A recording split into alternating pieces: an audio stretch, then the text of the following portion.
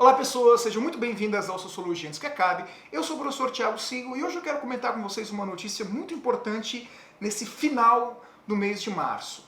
Em carta, centenas de economistas pedem vacinação, medidas de distanciamento social para combater a pandemia. Parece que finalmente setores importantes da sociedade brasileira, setores importantes da economia da sociedade brasileira reconheceram que você não salva a economia com centenas de milhares de mortos, que você não gera emprego com 3 mil mortes diárias. Tarde, de fato é tarde, mas antes tarde do que nunca. Querem discutir um pouquinho melhor isso comigo? Fiquem aí!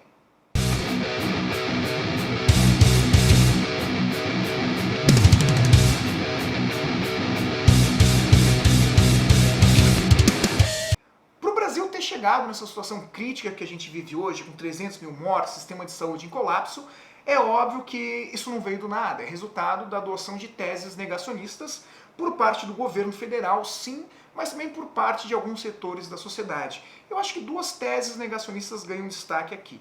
A primeira delas era aquela que afirmava que a pandemia nem era tão grave assim, que esse vírus era uma invenção, ou, nas palavras do presidente, que não chegaria a ter 800 mortes no Brasil em relação a isso. E a segunda, é claro, aquela tese de que a economia era tão importante quanto a saúde, porque se você parar a economia, você vai gerar um caos ainda maior em decorrência da fome, do desemprego, do que em decorrência da morte e da doença. Obviamente essas duas teses estão interligadas, uma não existe sem a outra, mas depois de um ano de pandemia, de uma situação econômica e sanitária catastrófica, importantes setores da sociedade brasileira resolveram se manifestar, defendendo o óbvio, não existe recuperação econômica sem conseguir vencer a pandemia, ou pelo menos controlar a pandemia. É isso que aparece nessa carta, assinada por mais de 500 economistas, entre eles alguns banqueiros mais importantes do Brasil, alguns dos homens mais ricos do Brasil. A carta começa com uma frase de impacto: o país exige respeito, a vida necessita da ciência e do bom governo. Carta aberta à sociedade referente às medidas de combate à pandemia. A carta começa fazendo uma contextualização sobre o número de mortes, sobre os problemas que o sistema de saúde enfrenta, não só o público, mas o sistema de saúde privado também. Ressalta a importância e o papel essencial dos profissionais da saúde, que a gente faz aqui também, e depois vai para uma contextualização econômica, afinal de contas é a área de atuação dessas pessoas. Abre aspas. A situação econômica e social é desoladora. O PIB encolheu 4,1% em 2020 e provavelmente observemos uma contratação no nível de atividade no primeiro trimestre deste ano. A taxa de desemprego é por volta de 14%, é a mais elevada da série histórica e subestima o aumento do desemprego, pois a pandemia fez com que muitos trabalhadores e trabalhadoras deixassem de procurar emprego, levando a uma queda da força do trabalho entre fevereiro e dezembro de 5,5 milhões de pessoas. O que isso quer dizer, galera? O desemprego já é recorde, mas nós não temos a noção ainda do tamanho desse desemprego, porque afinal de contas muitas pessoas não estão procurando emprego, porque sabem que não vão encontrar, ou porque não tem condição, ou porque tem medo de pegar transporte público lotado, e querendo ou não, elas estão certas em ter esse medo. Depois a carta faz toda uma longa contextualização econômica, cita dados, traz referências de outros países, fala sobre o custo, afinal de contas, da pandemia, fala sobre essa controvérsia em torno do impacto econômico do lockdown, mas cita experiências de outros países que acabaram sendo, o lockdown acabou se tornando vantajoso em relação tanto à questão sanitária, salvando vidas, e também permitindo uma retomada da economia de maneira mais rápida. E por fim chega num ponto bem interessante, onde esses economistas e banqueiros citam medidas que devem ser implementadas pelo governo o mais urgente possível. Vamos lá. Medidas indispensáveis de combate à pandemia. A vacinação em massa é a condição sine qua non para a recuperação econômica e a redução dos óbitos. Primeira medida, acelerar o ritmo da vacinação. O maior gargalo para aumentar o ritmo da vacinação é a escassez de vacinas disponíveis. Deve-se, portanto, aumentar a oferta de vacinas de forma urgente. A estratégia de depender da capacidade de produção local limitou a disponibilidade de doses, ante a alternativa de pré-contratar doses prontas, como fez o Chile e outros países. Aqui uma crítica à política estúpida do Eduardo Pazuello e do Bolsonaro de confiar a vacinação exclusivamente para o Instituto Fiocruz. Por mais que a Fiocruz seja competente, depende de insumos que vêm de fora. Esses insumos não chegam, enquanto outros países já compraram doses prontas. Resultado, faltam vacinas. A gente ficou sabendo agora que a Pfizer havia oferecido 70 milhões de doses para o Brasil que não chegaram porque o governo simplesmente não respondeu isso. Ou seja, o Brasil agiu da pior maneira possível em relação à produção e à compra de vacinas. Segunda medida, incentivar o uso de máscara, tanto com a distribuição gratuita quanto com a orientação educativa. Economistas estimaram que se os Estados Unidos tivessem adotado a regra do uso da máscara no início da pandemia, poderiam ter reduzido de forma expressiva o número de óbitos. Mesmo se um usuário de máscara for infectado pelo vírus, a máscara pode, pesquisas apontam isso, reduzir a gravidade dos sintomas, pois reduz a carga viral inicial que o usuário é exposto. Aqui cita a importância de máscaras melhores, como alguns países da União Europeia e os próprios Estados Unidos estão fazendo hoje. Não só incentivando o uso de máscaras, mas incentivando o uso de máscaras melhores. Coisa que simplesmente não aconteceu no nosso país.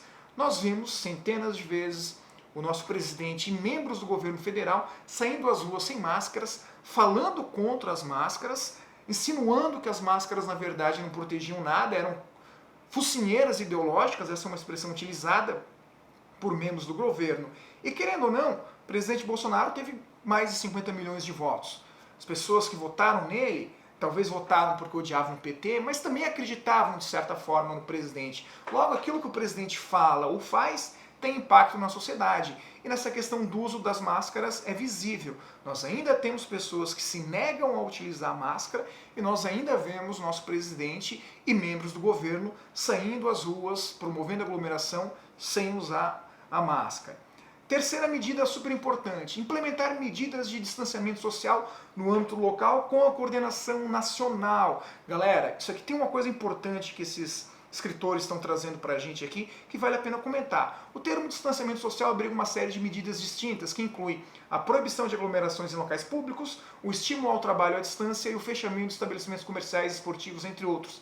E no limite, escolas e creches. A ideia que aparece forte, aqui tem aparecido cada vez mais forte, é de que as escolas e as creches, se precisarem, sejam as últimas a serem fechadas e as primeiras a serem abertas. Legal valorizar a educação, mas vamos lembrar que a gente tem que valorizar a educação não só na pandemia, mas durante todo o ano, durante toda a história, né? Cada uma dessas medidas tem impactos sociais e setoriais distintos. A melhor combinação é aquela que busque maximizar os benefícios em termos de redução de transmissão do vírus e minimize os seus efeitos econômicos, dependendo da característica geográfica e da economia de cada região ou cidade. Isso sugere que as decisões quanto a essas medidas devem ser de responsabilidade das autoridades locais. Sabe aquela história de que o STF decidiu que o Bolsonaro não pode decidir, que é uma mentira? O que o STF está falando é simplesmente isso. Em últimas instâncias, as decisões devem vir das autoridades locais, porque afinal de contas são elas que conhecem melhor a realidade de cada região, não o governo federal. Mas isso não quer dizer que o governo federal não deva participar. O governo federal deve coordenar isso. Além disso, o governo federal deve incentivar e apoiar e comprar essas medidas feitas pelos governos estaduais para darem mais legitimidade, para que elas funcionem de maneira mais rigorosa, de maneira mais efetiva, digamos assim, que é basicamente o que aconteceu em todos os países desenvolvidos. E por fim, a quarta medida é criar mecanismos de coordenação do combate à pandemia em âmbito nacional, preferencialmente comandada pelo Ministério da Saúde, e na ausência desse, por um consórcio de governadores orientados por uma comissão de cientistas e especialistas. Isso tornou-se urgente. Olha só a gravidade desse parágrafo. Criar um mecanismo de coordenação e combate à pandemia, que deverá ser controlado pelo Ministério da Saúde, e na ausência desse, por um consórcio de governadores. Quer dizer o quê? 500 dos brasileiros mais importantes dentro do mercado financeiro, né, economicamente falando, reconhecem a ausência do Ministério da Saúde, reconhecem a ausência do governo para coordenar uma política de combate à pandemia. Isso deveria ser um negócio que nem deveria aparecer num texto. Deveria ser algo indiscutível, inimaginável a ausência do governo federal. Mas sim, eles percebem isso. E a carta encerra falando sobre a importância do papel da liderança, dizendo o seguinte: apesar do negacionismo de alguns poucos, praticamente todos os líderes da comunidade internacional tomaram a frente no combate a Covid-19 desde março de 2020, quando a OMS declarou o caráter pandêmico da crise sanitária. Praticamente todos os líderes do G20. E hoje, todos os líderes do G20, com exceção de um. Vocês sabem quem, e é justamente por isso o Brasil se encontra nessa situação terrível como está hoje. Galera, vale muito a pena vocês lerem essa carta, vale a pena vocês compartilharem essa carta lá no grupo de família. Aliás, compartilhem esse vídeo também, porque apesar dessa carta dizer o óbvio, né, ela não está reinventando a roda, não tem nenhuma grande descoberta aqui, não tem nenhuma grande teoria fundamental sobre solucionar o problema da pandemia. É o óbvio. Mas mais importante do que falar o óbvio é quem finalmente está falando o óbvio.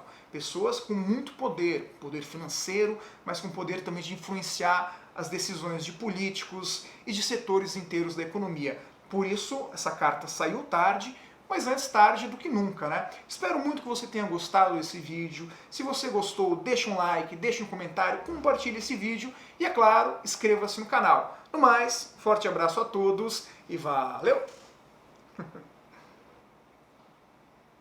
E aí, você apareceu no vídeo com o papai?